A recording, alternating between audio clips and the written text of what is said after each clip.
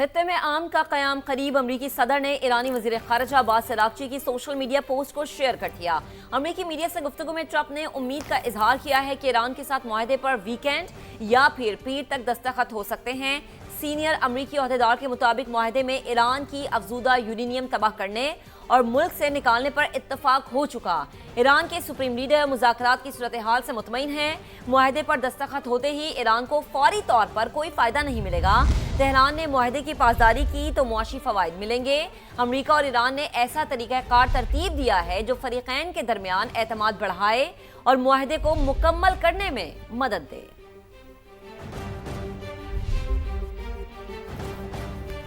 और अभी अपडेट ये कि मुफाहमत की याददाश्त पर अभी दस्तखत नहीं हुए हैं, मतन में तब्दीलियां मुमकिन है। ईरानी वज़ीर ख़ारिजा अब्बास अराग़ची का ये स्टेटमेंट सामने आया है। अमरीकी नाकाबंदी का खात्मा और हुर्मुज़ को दोबारा खोलना अबूरी मुआहदे का हिस्सा है। लेबनान समेत तमाम महाजों पर जंग के खात्मे का ऐलान अबूरी डील के तहत किया जाएगा। जौहरी मसाइल पर बाद के मराहिल में बात की जाएगी। अमरीका के साथ जंग के बाद ईरान पहले से ज़्यादा मजबूत होकर उभरा है। ईरानी वज़ीर ख़ारिजा की जानिब से कहा गया है कि मुफाहमत की याददाश्त पर अभी दस्तखत नहीं हुए, मतन में तब्दीलियां मुमकिन है। अमरीकी नाकाबंदी का खात्मा और हुर्मुज़ को दोबारा खोलना अबूरी मुआहदा का हिस्सा है। नए माली साल का बजट पेश कर दिया गया जिसका मजमूई हजम 18,771 अरब रुपए है। सूद की अदायगी पर 8,054 अरब रुपए खर्च होंगे। इक्तिसादी तरक्की की शरह का हदफ 4%, जबकि अफराते ज़र 8.2% रहेगी। बजट खसारा जीडीपी का 3.6% और प्राइमरी सरप्लस जीडीपी का 2% होगा।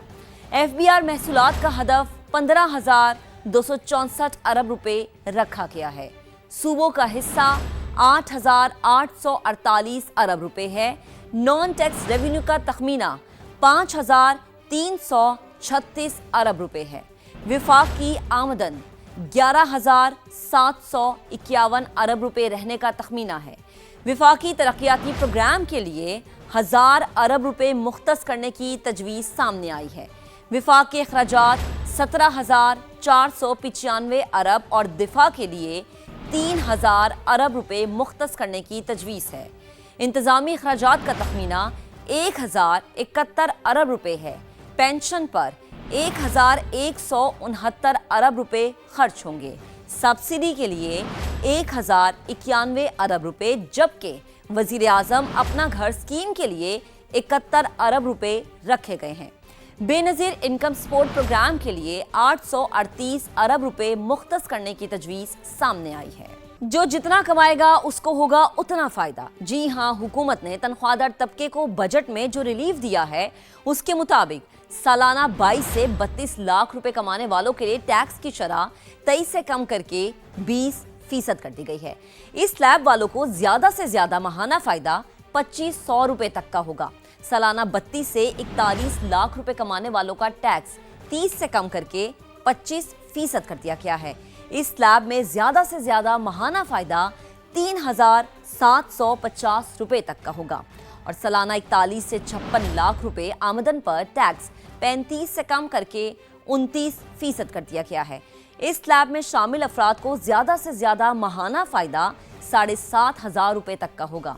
हर साल 56 लाख से 70 लाख रुपए कमाने वालों पर टैक्स की शरह 35 से कम करके 32% कर दी गई है। इस स्लैब में ज्यादा से ज्यादा माहाना फायदा 3,500 रुपए का होगा। हुकूमत ने तनख्वाहदार तबके पर आयद सरचार्ज भी खत्म करने का फैसला किया है। इससे पहले सैलरी क्लास पर 9% सरचार्ज आयद था। नए बजट में कर दी गई है टैक्सेस की भरमार। इस बार टैक्स हदफ है 15,264 अरब का। 150 अरब रुपए के नए टैक्स लगा दिए गए हैं। 650 अरब से जायद के टैक्स इकदाम शामिल हैं। बच्चों के दूध से लेकर घी और किचन के सामान तक, बाथरूम फिटिंग की अशिया से लेकर क्रॉकरी के सामान तक सैकड़ों अशिया महंगी हो जाएंगी। कई आइटम्स पर 18% GST लागू किया गया है। मजीद कौन कौन सी अशिया को टैक्स के दायरे में लाया गया है, इस पर तफसीलन बात करेंगे शकील अहमद, ब्यूरो चीफ इस्लामाबाद। शकील बताएगा कि फाइनेंस बिल में मजीद कौन कौन से टैक्सेस आयद कर दिए गए हैं। देखिए, माली साल 2026-27 के बजट में टैक्सों की भरमार की गई है। 15,264 अरब रुपए का बड़ा टैक्स हदफ जो है वो मुकर्रर किया गया है। तकरीबन 650 अरब रुपए से ज्यादा के टैक्स शामिल है, जिसमें 150 अरब रुपए के नए टैक्सेस लगाए गए हैं।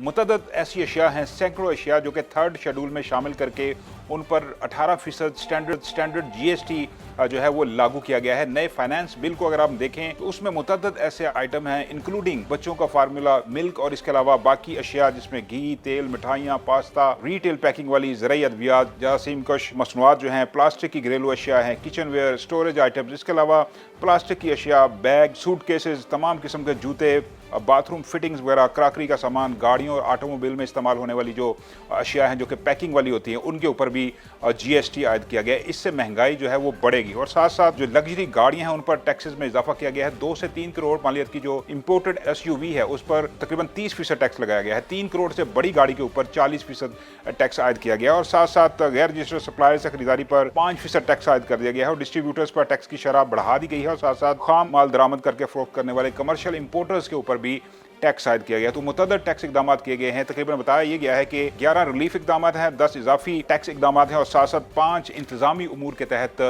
टैक्स मैयस। का मतलब यह है कि हुकूमत पाकिस्तान या FBR इन्फोर्समेंट मैयस करके, इंतजामी इकदाम करके टैक्स कलेक्शन जो है वो टारगेट पूरा करने की कोशिश करेगा। आज पाकिस्तान की कोशिशें अमन की मंजिल नजर आने लगी। पूरी दुनिया को परेशान कर देने वाला तनाज़ा इख्तिताम के करीब है। ईरान और अमेरिका के दरमियान अमन मुआहिदे पर इत्तेफाक हो चुका। वजीर आजम शहबाज शरीफ ने इस बात की तस्दीक कर दी। कहा, पाकिस्तान फरीकैन के साथ मिलकर अगले मराहिल को हतमी शक्ल दे रहा है। अमन आज इतना करीब है, इससे पहले कभी नहीं था। बिल्कुल, वजीर आजम ने अमेरिकी सदर डोनाल्ड ट्रंप और ईरानी सदर मसूद पेज़ेश्कियान समेत दीगर रहनुमाओं को पैगाम में टैग किया। शहबाज शरीफ ने कहा कि कुछ लोग मुआहिदा सबूताज करने के लिए गलत मालूमात फैला रहे हैं। तो आपको अपडेट कर रहे हैं कि पाकिस्तान की अमन की कोशिशें और अमन की मंजिल नजर आने लगी है। पूरी दुनिया को परेशान कर देने वाला तनाज़ा इख्तिताम के करीब पहुंच गया है। ईरान और अमेरिका के दरमियान अमन मुआहिदे पर इत्तफाक हो चुका है। वजीर आजम शहबाज शरीफ ने तस्दीक कर दी है। कहा, पाकिस्तान फरीकैन के साथ मिलकर अगले मराहिल को हतमी शक्ल दे रहा है। अमन आज जितना करीब है, इससे पहले कभी नहीं था। वजीर आजम ने अमेरिकी सदर डोनाल्ड ट्रंप और ईरानी सदर मसूद पेज़ेश्कियान समेत दीगर रहनुमाओं को पैगाम में टैग भी किया। शहबाज शरीफ ने कहा कि कुछ लोग मुआहिदा सबूताज करने के लिए गलत मालूमात फैला रहे हैं।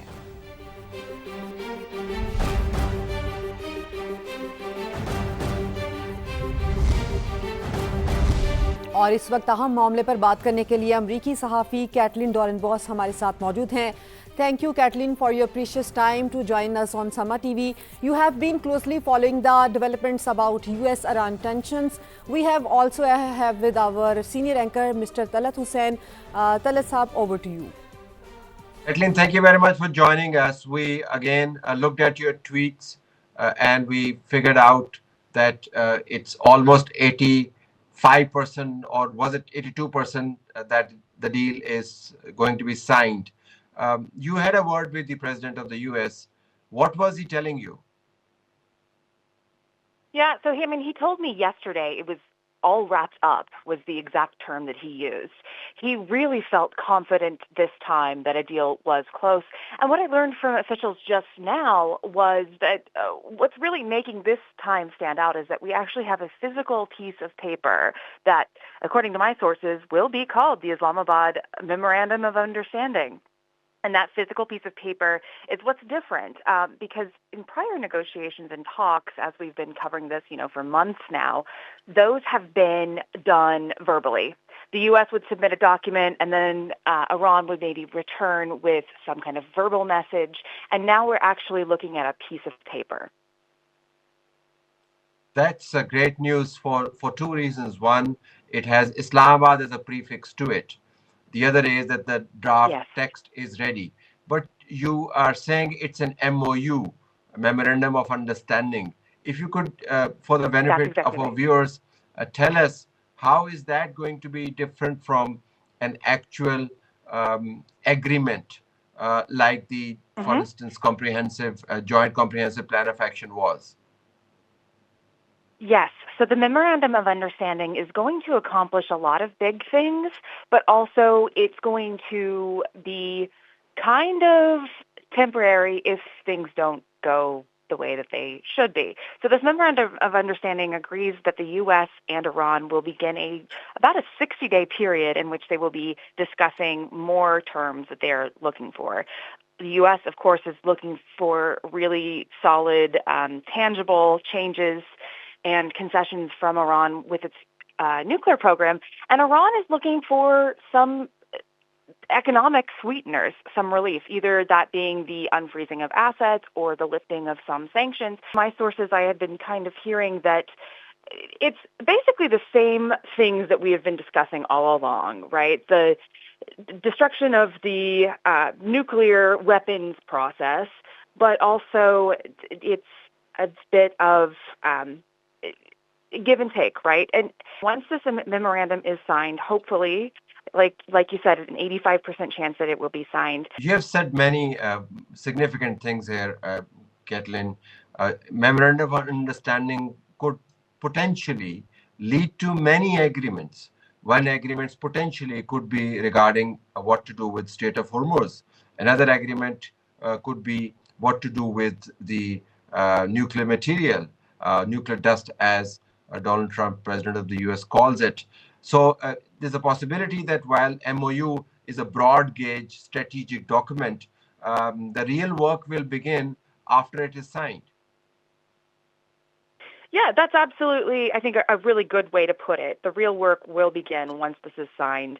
It's taken us this long just to get here, and so it will be really interesting to see how far this can go. But I do want to say and just give credit to Pakistan and pat the backs there, because I think a lot of work will still be necessary from Islamabad, but it's certainly an honor, I think, that this memorandum of understanding, which is going to address some of the most immediate needs, being the reopening of the Strait of Hormuz, that's going to be a massive win for now, and hopefully we'll see it grow into something more solid and lasting in an eventual deal that might come at the end of this 60-day negotiation period that will reopen the straits after that's finished.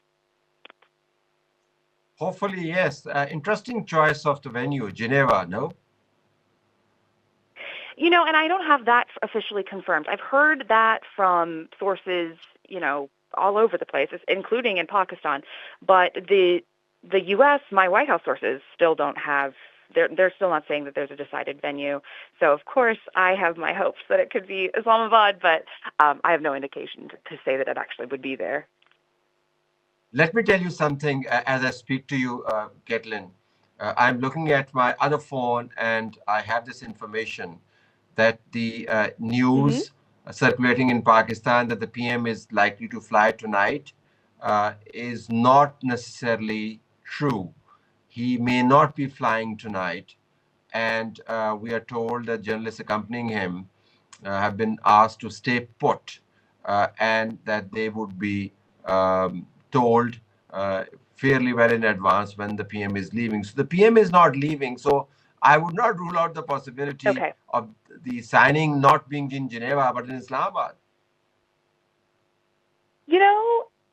Anything is possible. And I'm very interested with that news, because I had heard differently through Pakistani reports earlier things that may indicate something different with the Prime Minister. I think what you're hearing now is true. I think that there is still a possibility of all kinds of things to happen. Another option, too, is, Geneva is where most of the U.S. admin officials are staging for the upcoming G7 talks nearby in Evian.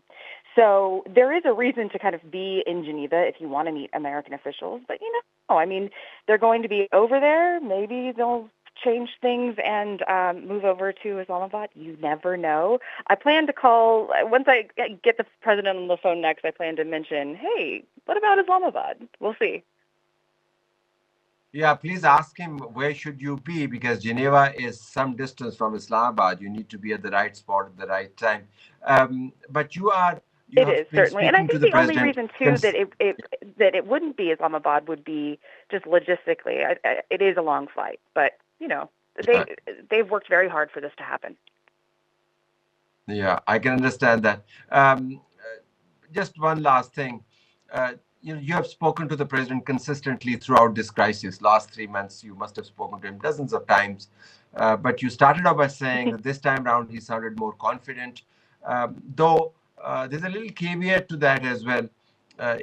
Just before he started to talk about the firmness of the deal, he had also put on his social media account a dire threat. But within hours, he just changed that. So, was it that close to, full-scale war and then a full-scale agreement? Was it running that close to each other? That doesn't surprise me, right? Because things have just gotten so close to the line.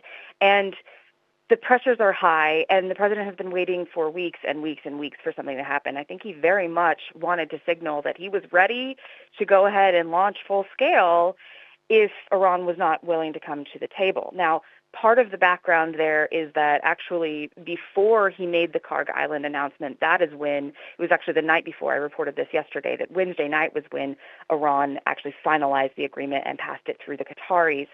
So chicken or egg, who knows? Both of the sides are going to say different things, but certainly the president was ready and willing to take on those strikes. Clearly, I think we're all kind of breathing a sigh of relief that doesn't seem to be happening right now. Wonderful, Kathleen. Thank you very much for joining us, and stay put. We will look at your social media posts and kindly do look at what's coming out of Pakistan as well. This is a world of possibilities, but for a change, the possibilities look very positive. Thank you very much for being with us again. Yes, thank you.